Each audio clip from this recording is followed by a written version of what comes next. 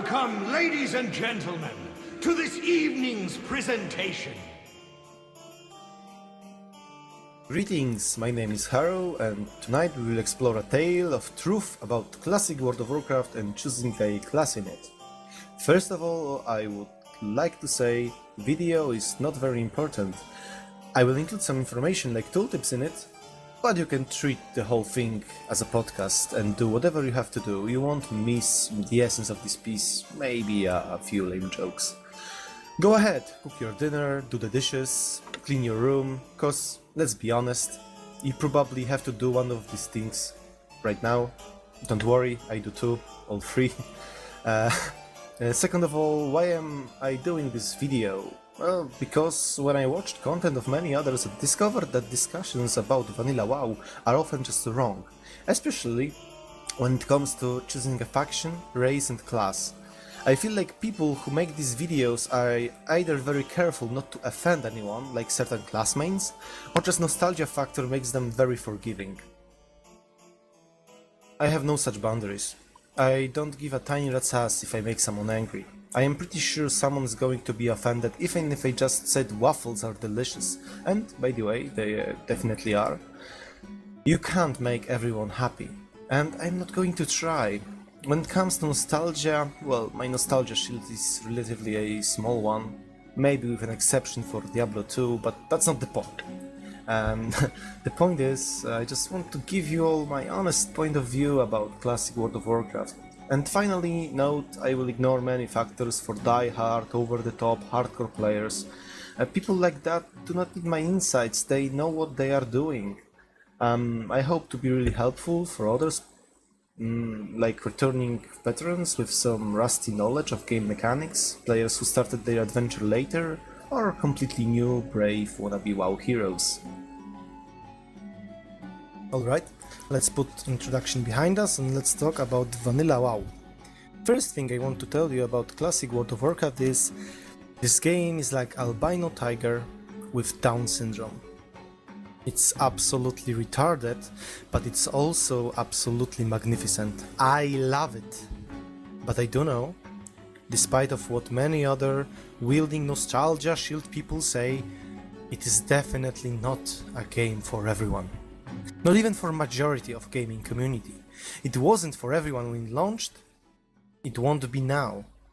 I do think everybody who likes MMO, RPGs or Warcraft universe in general should give vanilla a few chances. Why do I say a few chances?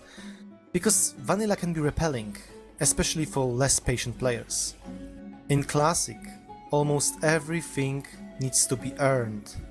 Everybody talks about mount, but even chunk of your character abilities can be too expensive to buy ASAP. Attaining level 60 is an achievement of its own, especially for classes that are struggling during this time. I'm talking mainly about rogues and warriors. It may seem odd for players who never touched vanilla, but the feeling you get when first obtaining max level is awesome.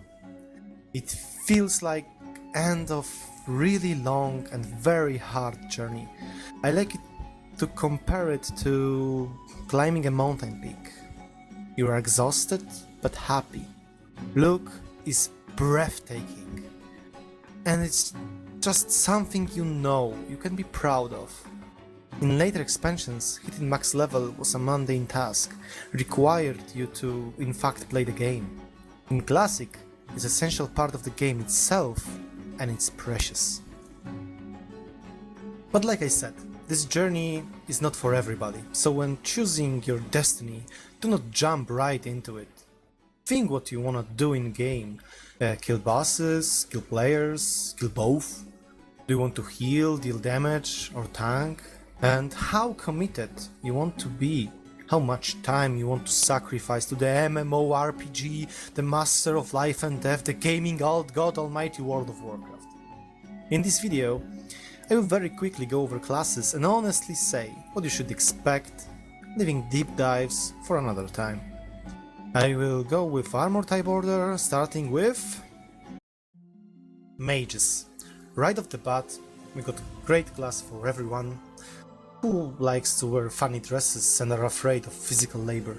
No, but seriously, great class for everyone. Mage is good leveler even without using advanced tactics, even in hands of average player, it's just good and steady performer with multiple tricks. Mages can excel at both PvP and PvE.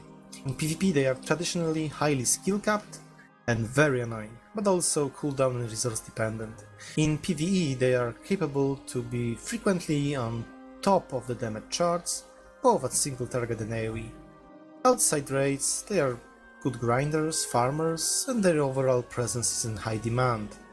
If you got little time to play the game, you want to have a fairly smooth way from 1 to 60, this is a class you should consider. I won't go over tactics and spells now, but I wanna mention that traveling in vanilla can be really painful, and mages, well, they got their painkillers called teleports and portals. Great class for newcomers, great class for old Azerotians.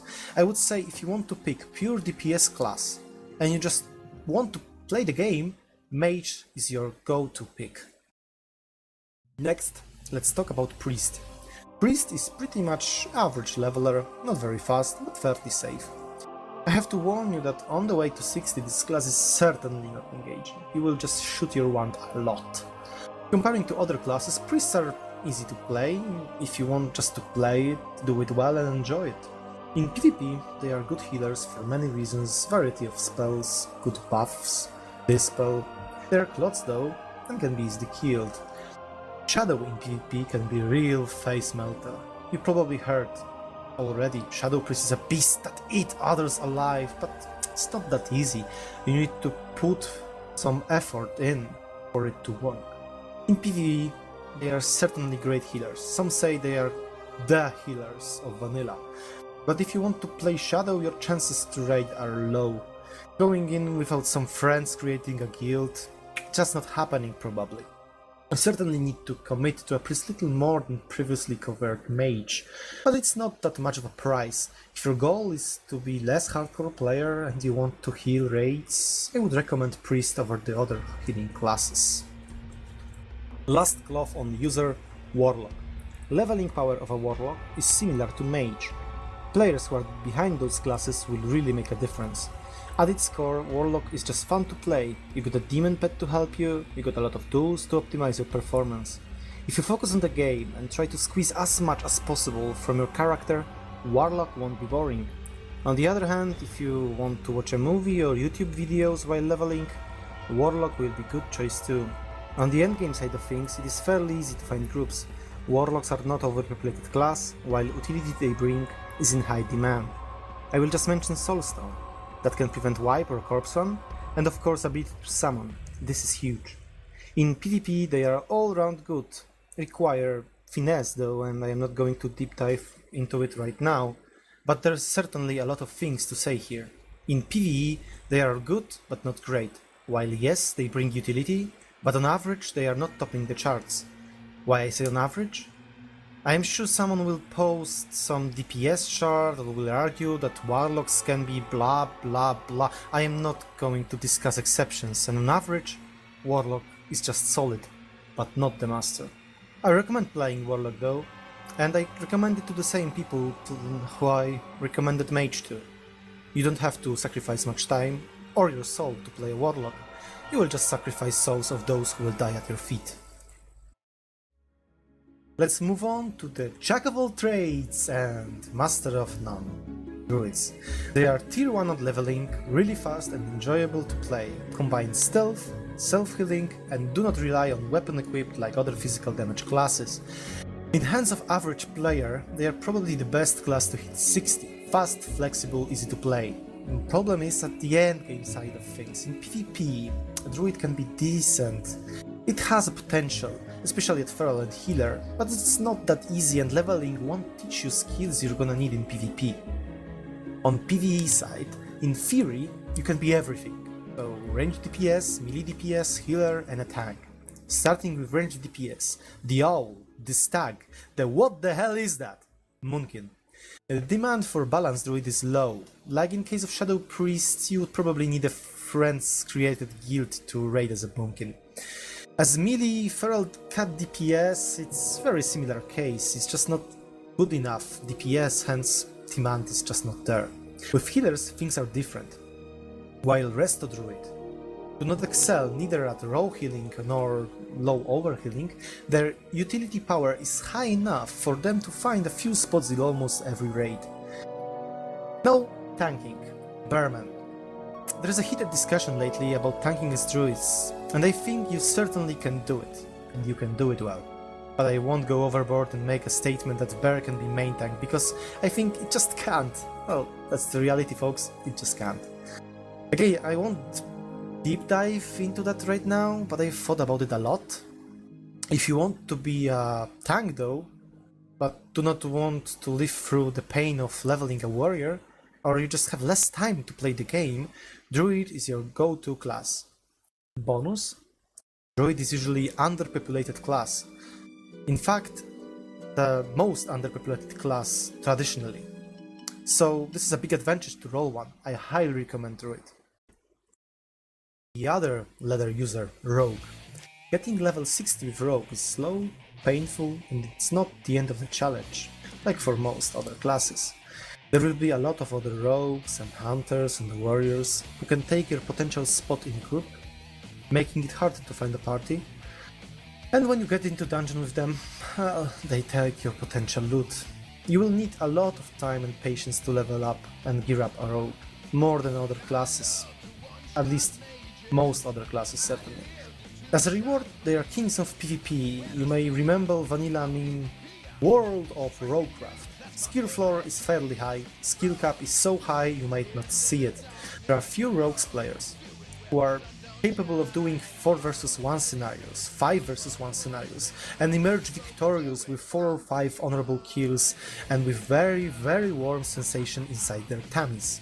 However, if you're not very committed to the game, you've got little time to play, do not pick rogue just because how great they can be. Well, because let's face it, if you are not going to put a lot of time, you won't be part of the PvP elite. You will be just one of the many rogues that aspire but never get there. In PvE, though, rogues are very solid DPS, resourceless, that's important, but good aggro-oriented abilities like Feign and Vanish, that's also important. Well, they lack any AoE, but still, they are frequently found in the top of the damage chart. Enjoyable, rewarding, and pretty difficult and time-consuming class. I do not recommend rolling Rogue for new players, but if someone wants a challenge and want to be really a beast in PvP, this is your go-to class. Next on the list is Hunter, the king of leveling. In the hands of skilled player, of course. Looking from average scrub perspective, it's still tier 1 next to Druid. Hunter cheat out with mobility, crowd control, pet, and bypass corpsons or repair bills with feign death, paying some of their savings to buy ammo. However, it's class with very different mechanics than all others, making him both unique and counterintuitive to play. I do not recommend Hunter for new players who had no experience with old versions of World of Warcraft whatsoever. When I hear people telling newcomers to roll Hunter, I am speechless. It's a trap! However, for people who did play old World of Warcraft before and want smooth gameplay or they just got little time, I strongly recommend Hunter. In PvP they can be both absolute garbage and pure gold, depending on the player and the situation they are in. It takes a lot of time to learn how to be a great hunter, and it's not as easy task as some people might think. In PvE, they are just necessary to tranquilizing shot and their ability to kite, but on the other hand, most of the time, they just got worst DPS of all DPS-only classes, making demand for Hunter in endgame neither low nor high. So, to sum up, if you're new to the game, do not pick Hunter. Do not fall for the trap created by people who, for some reason, forgot how Hunter learning curve looks like. Leveling in vanilla is long and challenging. It will teach you to play decently with your class, except Hunter. I think it's the only class you can play badly and still hit 60 without epic struggle, just because you got pet and feign death. For returning players, great class. You will have fun with it, and it's not very time consuming. Moving on to the horde only class, Shaman, Loktarogar. Steady and fairly easy leveler, however not very fast and a bit RNG dependent. Getting 60 of Shaman is going to be rather boring, like Priest or Rogue, but it won't be pain in the ass like the last one. In PvP, Enhancement or Enchanting Shaman, like some people say, is RNG based nuke machine, but when unlucky it's just not very strong. Elemental, in my opinion, is just weak. Someone has to be. It can do serious damage, but they lack crowd control and they are fairly easy to outplay. Besides, it's hard for them to get a good gear. Restoration, when backed up by decent teammates, has potential to be the best healer Horde has to offer in PvP. In PvE, well, like I said, Elemental is just weak. And just because they won't get much loot, so they will be weak in PvP too. Not much to say about them. Enhancement Shaman has its niche. Not like Shadow Priest and Balanced Druid, you will probably need a guild of friends to raid. Healer, Restoration Shaman in PvE is go-to spec, bringing a lot of raid utility, great healing and wipe or corpse on avoiding reincarnation. It's relatively easy to find a dungeon group as any type of Shaman, because totems are in high demand. It's not hard to recommend Shaman. It's not very hard to play it.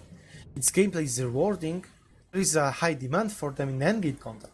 However, if you don't want to be forced to heal, maybe do not roll class with chain heal. From Horde only to Alliance only, Paladins. First of all, if you're not a very patient person, move along. There is nothing of interest for you here. Leveling Paladin is probably the most boring and not engaging of all classes. Journey to level 60 is not going to be very hard, but it's definitely going to be a long and boring one. On max level, they are what makes Alliance great. Hashtag made Alliance great again. In PvP, retarding can be deadly, but most of the time they are on the weak side. Paladins, on the other hand, are outstanding PvP healers. Great dispel, mana efficiency, wearing plate armor with shield, very strong. But it's PvE where Paladins shine. Their buffs make all the difference. Reduced threat, increased base stats, mana restore, and so on, with a good value healing on top of it.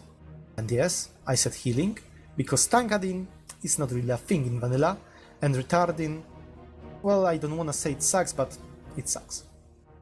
You may get a spot in a raid, like previously mentioned Shadow Priests, Bunkies or Enhancement Shamies, but solo, low chances. But Paladins are backbone of Alliance PvE strength, but I do not recommend Paladin nonetheless. Why, you may ask?